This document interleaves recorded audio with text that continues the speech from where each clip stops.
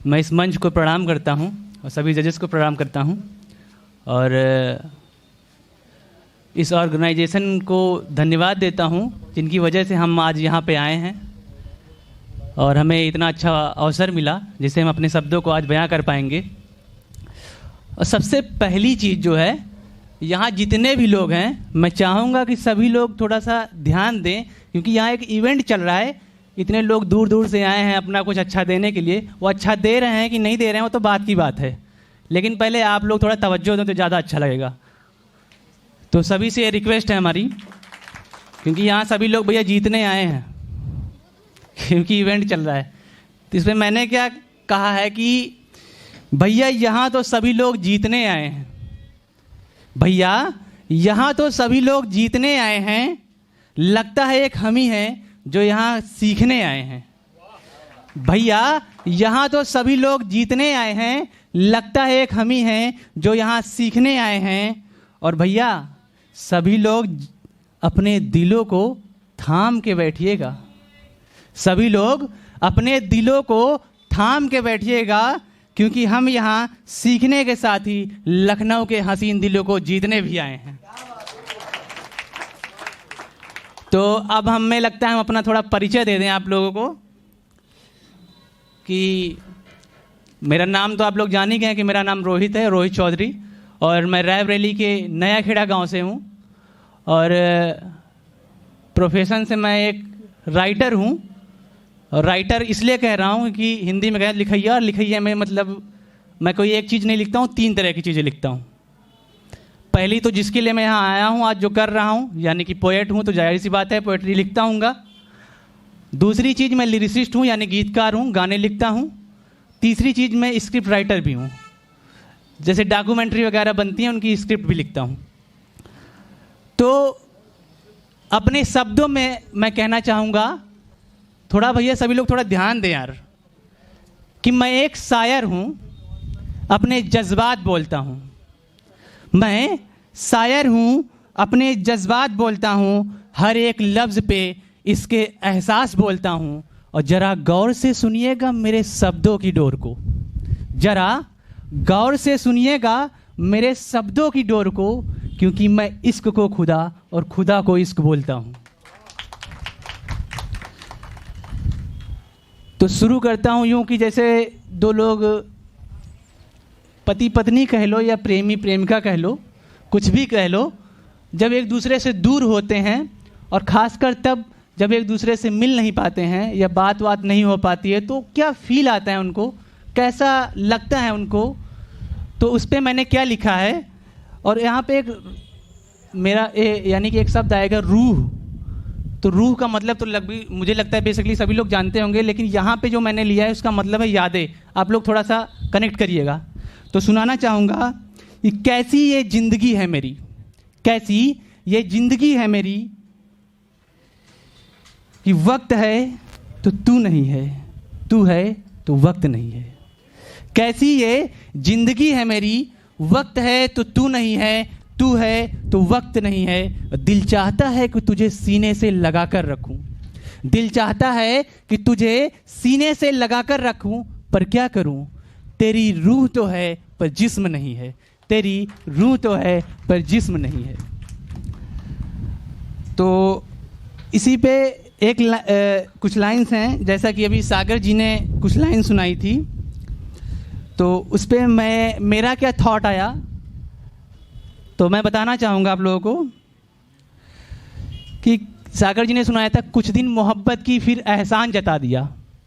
मैं क्या सोचता हूँ, इनकी लाइंस मुझे थोड़ा अच्छी लगी, तो इस पर मैंने क्या सोचा कि कुछ दिन मोहब्बत करके एहसान जता दिया, कुछ दिन मोहब्बत करके एहसान जता दिया, पास होकर भी दूर जाकर दिखा दिया। कुछ दिन मोहब्बत करके एहसान जता दिया, पास होकर भी दूर जाकर दिखा दिया। अरे हम तो उस इमारत के चौकीदार निकले, अरे हम तो उस इमारत के चौकीदार निकले, जिसे मैंने अपना समझ लिया, उसके मालिक से मिलाकर उन्होंने मेरी औकात दिखा दिया।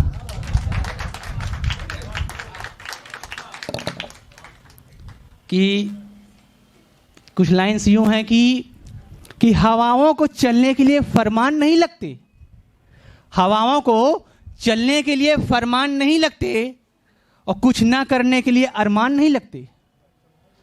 हवाओं को चलने के लिए फरमान नहीं लगते और कुछ ना करने के लिए अरमान नहीं लगते। और जितनी करते हो तुम बेपरवाही मोहब्बत में, और जितनी करते हो तुम बेपरवाही मोहब्बत में, हमको तुम उतने नादान नहीं लगते।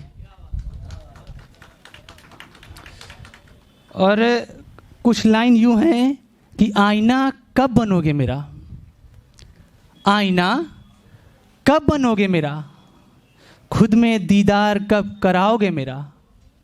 आईना कब बनोगे मेरा, खुद में दीदार कब कराओगे मेरा। कहीं टूट तो नहीं जाओगे थोड़ी सी खनक से, कहीं टूट तो नहीं जाओगे थोड़ी सी खनक से। क्या जीवन भर हुस्ने दीदार करा पाओगे मेरा, आईना कब बनोगे मेरा। कि 4 लाइन यूं हैं कि न जाने अचानक तेरे जहन में क्या आता है, न जाने अचानक तेरे जहन में क्या आता है कि बार बार तू मुझसे दूर चला जाता है।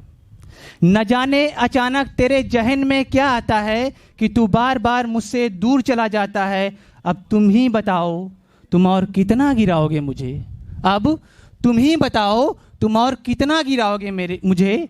मेरी अना को तोड़कर लगता है तुम्हें खूब मजा आता है।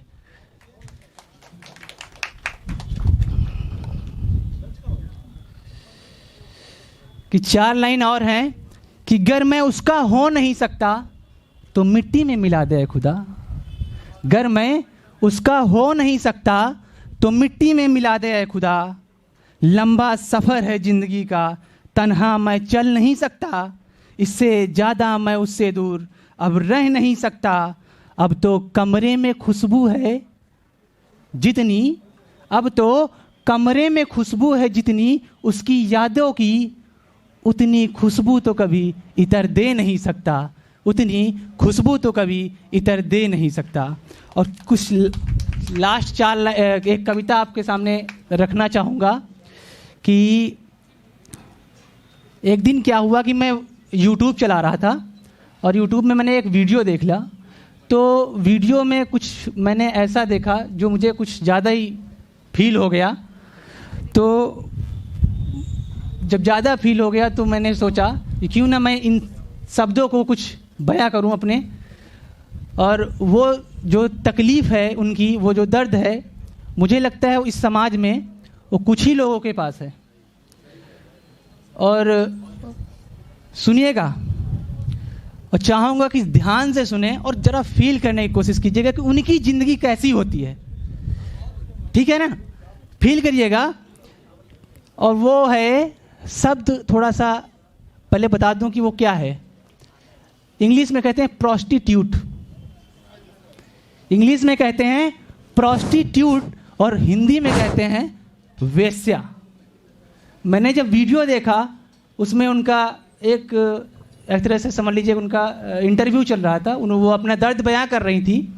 तो मैंने जब देखा तो मुझे फील हुआ, तो मैंने लिखा कि क्या लिखा। मैं चाहता हूँ यहाँ पे बैठे सभी लोग थोड़ा सा ध्यान से सुन लें एक बार इसको, इसके बाद मैं अपनी वाणी को विराम दूंगा और अपनी जगह लूँगा। कि वो वेश्या बनी नहीं, उन्हें बनाया गया है। वो वेश्या बनी नहीं, उन्हें बनाया गया है। अपने जिस्म को परोसना उन्हें सिखाया गया है। वो वेश्या बनी नहीं, उन्हें बनाया गया है। कि गर्दिश में यहाँ मंजिलें मिलती नहीं सभी को, गर्दिश में यहाँ मंजिलें मिलती नहीं सभी को, पर उनके लिए तो मंजिलों को बनाया गया है। वो वेश्या बनी नहीं, उन्हें बनाया गया है। वो वेश्या बनी नहीं, उन्हें बनाया गया है। उनके भी सपने होते हैं जनाब, उनके भी सपने होते हैं जनाब, पर हवस की आग में उन सपनों को जलाया गया है। वो वेश्या बनी नहीं, उन्हें बनाया गया है। वो वेश्या बनी नहीं, उन्हें बनाया गया है। कि क्या गलती है उनकी, क्या गलती है उनकी कि वो बेटियां हैं, क्या गलती है उनकी कि वो बेटियां हैं। ईश्वर की प्यारी रचना में एक हुस्न की वो रानियां हैं। आखिर क्यों नहीं समझते हैं लोग, आखिर क्यों नहीं समझते हैं वो लोग।